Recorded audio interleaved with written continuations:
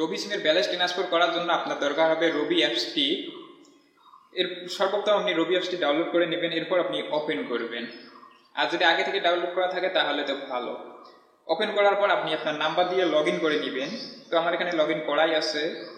এরপর আপনি নিচে যে মোর নামে একটি অপশন দেখতেছেন, এই মোর নামে অপশনে ক্লিক করবেন।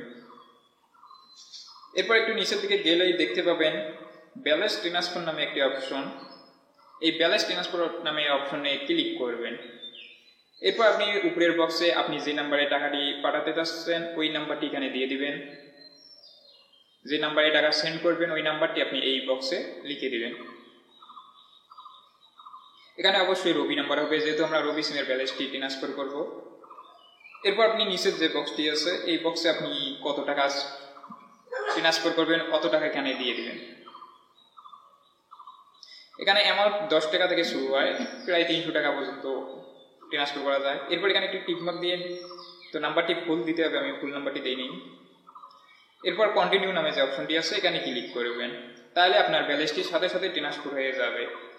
এরপর একটি কোড আসতে পারে এই নাম্বারে, যে নাম্বার থেকে টাকাটি ট্রান্সফার করবেন ওই কোডটি এখানে বসে দিয়ে আপনি টাকাটি ট্রান্সফার